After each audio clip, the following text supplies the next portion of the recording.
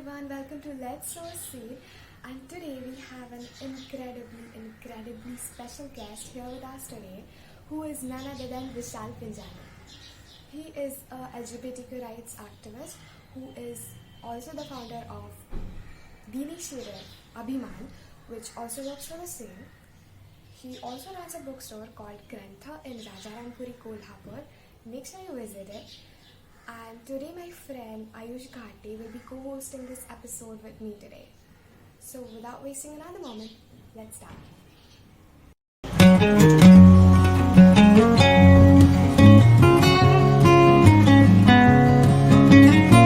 you think bookstore owners should like reading books, and why? I think absolutely every person should, like reading or love reading and should read. Right. It not just improves your knowledge, not just improves your vocabulary and language, but it also, teaches the most important skill that we humans need today, that is empathy.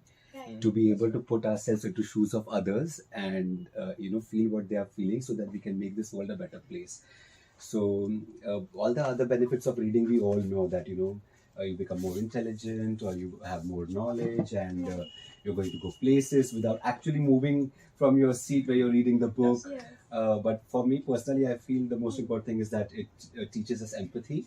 And that's what the world needs right now. And not just booksellers, but every person should be reading. Yeah, very true. That's true. You're always surrounded by books. So, do you ever get tired of just looking at books and? Never, ever. Absolutely never. Because there are so many books, so many varieties of books, and so many different things in books. I never get bored. It's 22 years. And I started looking after the bookstore when I was 16. Wow. And look at me. Do I look bored, tired? No. Nothing, And it's not just about books when you're a bookseller. It's about the people who read books. I run into interesting people. Like I ran into Soha the other day. I met you. So I don't get bored because apart from books, it's interesting people that I get to meet on day-to-day basis. And these are all book lovers, bookish kind of people. And I've had some of the great conversations with people around the globe sitting here at my bookstore. So this transportation into different worlds for me has not just been through the books, but also through the conversation I've had with people I've met. Right. What is your most favorite book? Well, there are so many books, I cannot pinpoint one favorite book, but I have favorite genres and favorite authors. I absolutely love reading fantasy fiction. I love reading motivational books, and my favorite authors are Tolkien, Rowling, and very recently I have started loving this author called Frederick Backman. I read this amazing book called Anxious People, and it's a very heartwarming book which will make you feel good about humans in general. So yeah, on the top of mind, I can think of this book, but there are too many to name. Wow. Yeah. We were talking about my favorite books. Right. This is Ayn Rand's Fountainhead. Okay. It's a very inspiring book. This is one of my favorite books. Mm-hmm. This is Arundhati Roy's The God of Small Things. She won Booker Prize for her first book, and it was in the year 1997. It was a big moment of pride for our entire country. And it's about estranged siblings who are coming back to their hometown. They haven't spoken for a lot of years, and something terrible happened in their past, and now they are reliving that experiences. Oh. And काय होतं ना, when we are children, whatever is happening around us, we probably don't understand everything very clearly. But when we grow up and we look back at it, we understand those things better. And now they are reliving something terrible that happened in their lives, So it's a backdrop of the leftist movement in Kerala. Very beautiful book, and literally beautiful, like beautiful language, and when you read it, you have a clear picture of the whole, settings in your head. Very beautiful, this one. So this is one of my favorite books. This is interesting. Very, very interesting. The God When of did you Small read Things. it? I read it in the year 99. Most of my books I read it from 99 to 2000. A lot of these are all of my favorite books are the ones which I read very early. Like in your teenage years. Yeah, 16 years, 16 to 18 years. Okay. And there's of course this which I was telling you about, my latest favorite, The Yeah. Anxious People. One really heartwarming book, and this is The Alchemist, which I recommend everybody Yeah. as the first read. That if you are starting your reading journey, this is the book that you should be starting with. And then there are many more. That's nice. So what would you prefer, audiobooks or real books? Oh no, all books are real books, whether it's audio or whether it's print or whether you are reading them in PDF or what do you call them, e-reader. Books are books. Uh, the thing about reading a book is that you're reading it in your own voice. So that's a different kind of fun. Audiobooks, I listen to them while I'm driving. So if I have to drive 3 to 4 hours, that's a gift of time I'm getting, right? 3 to 4 hours undisturbed, nobody to disturb me, but I can't open a book and read while I'm driving. So audiobooks make sense at that time, or when I'm deep cleaning, when I'm cleaning my wardrobe or something, plug in an audiobook and listen to it. So audiobooks have that advantage, but books in general, reading, whether it's e-reader or a paperback print book, the advantage is you're reading it in your own voice. So that's the beauty of that book. How did you start reading? I mean, what was the one thing that made you read a book? Being surrounded by books all the time is what got me started reading, because this is not our first bookstore. We have another bookstore called Titus Book Depot in Rajarampuri First That's Lane. yours? Yes, that's ours as well.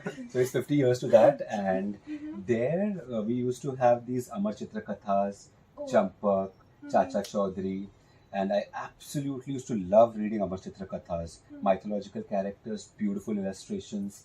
Amar Chitra Kathas is sort of comics or a graphic novel, but about mythological characters and historical characters of India. Beautifully written.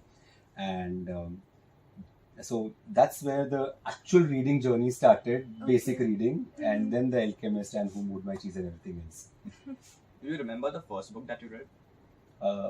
The very, very faint memory of actually having read a book and enjoyed it is Amar Chitra Katha ka Durga, Tales of Durga. So yeah, very, very early. But if you talk about reading, as in reading a novel and everything, I remember my first couple of books were Who Moved My Cheese, The Alchemist, these. Okay.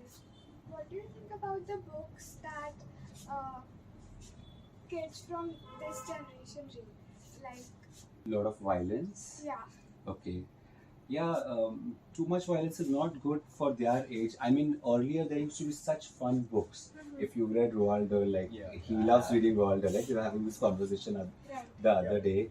So it involved a lot of actual reading, you know. I mean, I come back to the violence part of it, but otherwise also nowadays the books are very simple. They are like comics and very easy, and you see 10-year-olds reading something that our generation would have read at much younger age. So yeah, but that's okay. So long as they are reading, it's good. Whatever is exciting to them, whatever is appropriate at the culture at that time is fine. So yeah, violence, no. I mean, that's one thing that because even earlier there used to be books about war. Like if you see Narnia, even that talks about war, but it does not go into these gory or graphic details of blood and bursting skulls and everything.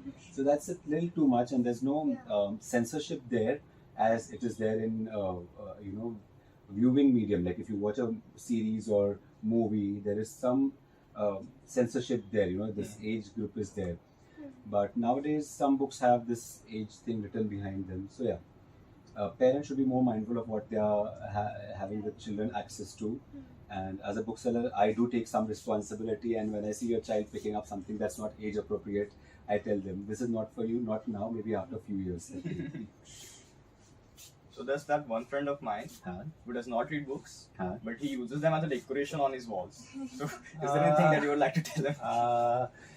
Yeah, I mean, I have nothing to say to that. Probably, we need to see the value behind this that he's trying to project is that he's the sort of person who reads. So he basically values intelligence. Somewhere down in his heart, the value of intelligence, the value of appear to be intelligent is there. So such people sooner or later start reading. I mean, people who fake it that they read eventually turn into readers. So that's okay. So there are so many things that I would like to change in the world. But to begin with, I would want everybody to stop judging people for things that they cannot change about themselves. See, if you're short, it's you cannot change, you cannot do something about it, right? If you are brown, if you're black, if you are gay, if you are say transgender, these are the things that are not in your control, and people judge a lot of these people who have no control on who they are. So the one thing that I'd like to change about the world is that people stop being judgmental about things like these. Right. What was your parents' first reaction when you told them that you were part of a pride community? So first reaction was like disbelief, like no, this guy is just making up things, and they thought, "Okay, I'm just trying to gain some attention, or probably I'm just trying to be someone cool or something like that." So that was their first reaction. He's just pretending to be someone he's not, just because he wants some attention. How did you even gather the courage to tell them? Well, I didn't, because the best part about having siblings is, like, when you can't say something to your parents straight face, you will send it through them. Right. So that's an advantage of having a sibling. But as for Anna, you don't have the guts to say something to someone, and like you cannot face them and say it. And in such cases, I would rather advise people to write a letter, but I didn't have to do that. I had my messengers, my siblings. You mentioned that you were suffering from depression. Uh-huh. So how did you overcome it? Well, the first thing was, first of all, I didn't know what to do. When you're depressed, you're not thinking clearly. Right. All I knew is, right, whatever is happening to me, it's not good for me and my family also. And since I was always into books and everything, I knew, okay, if you're depressed, you need to go see someone, you need to go see a counselor. So that's the first thing that I did. When I realized I'm depressed, I was like, I'll go and see a counselor. Okay, so I went and met a psychologist, I went and met a psychiatrist, and thankfully, gay man's journey of coming out and acceptance involved meeting these stakeholders, psychologists and psychiatrists. And not everyone has been lucky to have LGBT friendly and aware psychologists and psychiatrists in this process. I was very lucky that both the psychologists and psychiatrists I met that time were not very LGBT aware, but they were quite LGBT friendly, and they knew at least this much, that it's not a choice and it's not my fault, and made me feel not bad about myself and helped me overcome. They said, it's okay, it's completely all right. And What is the one thing that they told you that you still remember? One thing that I really remember was a terrible advice that they gave me. The only bad advice that they gave me was, try to focus on work, try to keep yourself busy. And although everything else that they counseled me was good, this advice remains with me because it doesn't really help. You telling someone like, busy yourself or focus on your studies or have a goal and you'll overcome your depression doesn't happen. So I'm sorry, you're looking for some positive advice that I got, but I don't remember. All I remember is I had got great advice, and I was in medicines for a very small time. But right now I can just think of one terrible advice that I got. Okay. Yeah. What would you say to Grantha if it was a human? Oh, I would say I love you. I would give it a big tight hug. I would give it a lot of kisses. I'll not go any further, but all the things you would do with someone whom you love a lot. Yeah. Yes, so that. I never thought about it that way. Thank you. This makes me realize how much I love my bookstore. Thank you so much for this question.